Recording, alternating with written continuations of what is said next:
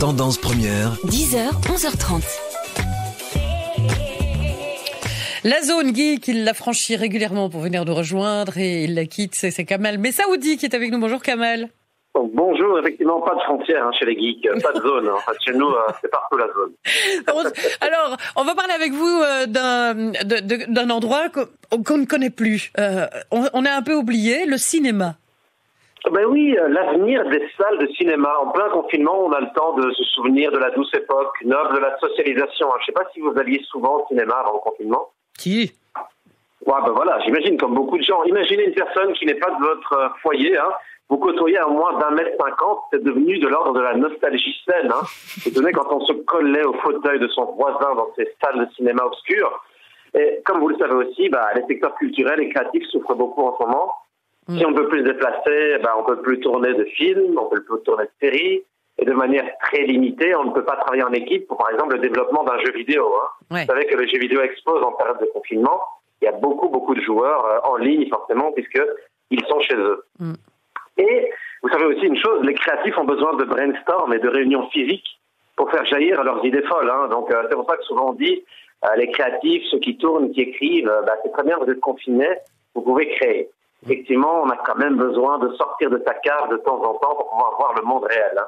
Oui, mais il y aura un après, Kamal, tout ça. Ben oui, alors pourquoi est-ce que justement les lieux comme les salles de cinéma, hein, parce qu'on en parle aujourd'hui, n'en profiteraient pas pour se réinventer.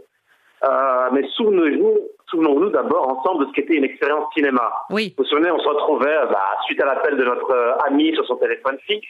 Tant pis pour celui qui avait 2 minutes de retard. Il fallait surtout pas arrêter les bandes annonces et les pubs très mauvaises qu'on pouvait découvrir avant le film. Vous vous souvenez aussi du rituel du ticket de cinéma ? Oui. On achetait le ticket en faisant la file, oubliait les réservations sur Internet et les bornes d'impression. Et oui, il fallait montrer sa vraie carte d'étudiant à la caissière du cinéma. Parce que, souvenez-vous, on avait aussi une réduction lorsqu'on était étudiant au cinéma. À cette époque, on payait, je pense, 200 francs belges. Vous vous souvenez aussi de cette odeur du beurre sur le popcorn, rien de plus faux, mais qu'est-ce que c'était bon. C'est aussi ça le cinéma, une série de rituels instaurés pour vous faire vivre l'expérience sociale ultime.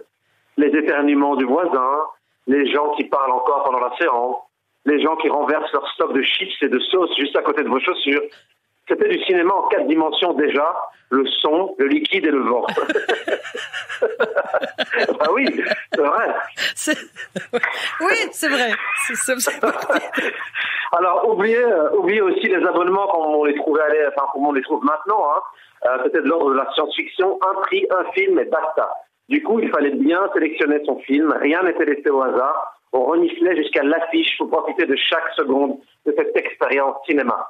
Et puis, comme vous le savez, hein, on en a parlé, Netflix est arrivé, les autres plateformes aussi.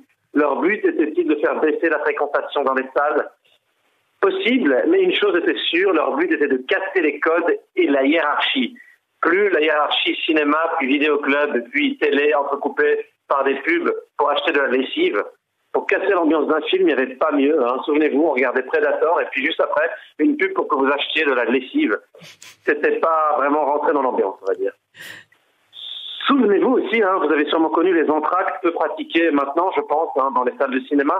Mais qu'est-ce que c'était bien quand on avait un long film, parce qu'on pouvait aller aux toilettes, hein, vous en avez parlé tout à l'heure, mais on pouvait aussi remanger du beurre au popcorn, et pas l'inverse. Oui, mais alors je vous rassure, parce que votre petit bout, qui est très tranquille aujourd'hui, je trouve, votre fille, je sais pas ce que vous en avez fait, c'est limite inquiétant. Elle est encore trop petite, mais quand vous allez retourner au cinéma avec elle, vous allez voir que les films enfants, il y a toujours une entr'acte qui est prévue, hein, parce que justement, il y a des besoins pressants qui doivent être assouvis pendant le film en général.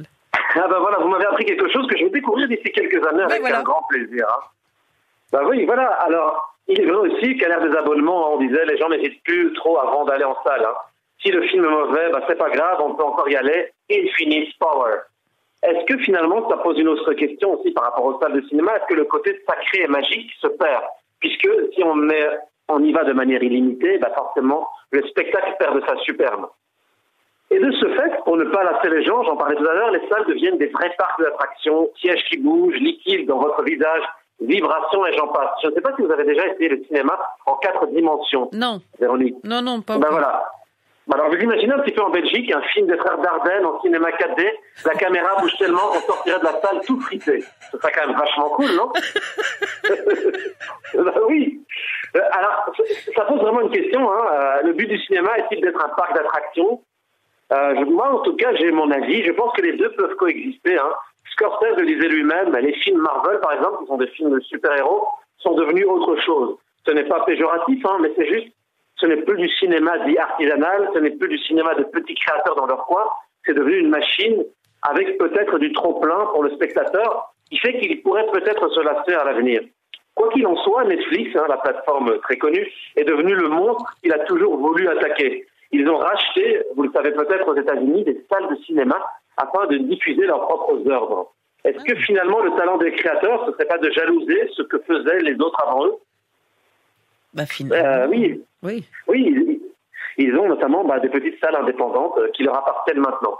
Et vous, Véronique, comment est-ce que vous imaginez le cinéma dans le futur? Est-ce que vous avez déjà votre avis là-dessus? Moi, je veux juste qu'on fasse des banquettes où on n'est pas obligé de se faire une bataille de coudes pendant tout le film pour savoir qui va mettre le coude à cet endroit-là ou pas. Évidemment, une banquette de coudes. C'est ça, c'est vraiment très mal pensé, c'est vrai. D'ailleurs, souvent, on pousse le voisin pour lui faire tomber le coude de manière un peu anodine. Oh, pardon. Oh, pardon, je vous avais pas vu.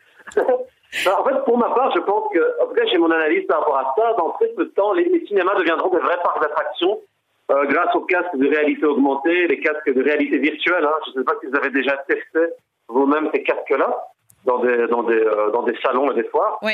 Vous ne regardez peut-être plus le dinosaure de Jurassic Park, mais peut-être que vous allez le dresser vous-même.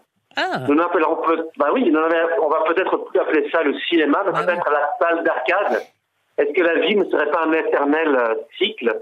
Et est-ce que le cinéma ne va pas redevenir finalement une séance de jeux vidéo collective? C'est ça. Je n'ai pas la réponse, mais en tout cas, une chose est sûre, le cinéma doit se réinventer à l'heure où il y a une baisse de fréquentation dans les salles pour les petits films et les petits films plus indépendants. C'est ça, ce sera finalement le retour des salles d'arcade. Et ça, c'est pas pour nous déplaire non plus quand même. Hein. Ah non, moi je serais très content de mettre une pièce dans la fente et pouvoir redécouvrir une expérience interactive où j'interprète mon héros et je lui fais vivre les plus belles des aventures. Il va falloir que vous vous habituiez à la carte bancaire dans la fente, pas à la pièce. C'est fini ça. J'aime tellement ces vieilles pièces qui me faisaient penser à, je ne sais pas, oui, je vois. Un côté artisanal. Dites, allez récupérer votre petite fille qui doit s'impatienter de vous voir et surtout, n'hésitez pas à l'emmener au cinéma plus tard. Merci beaucoup Kamal Messaoudi, à très vite. Tendance première. 10h, 11h30.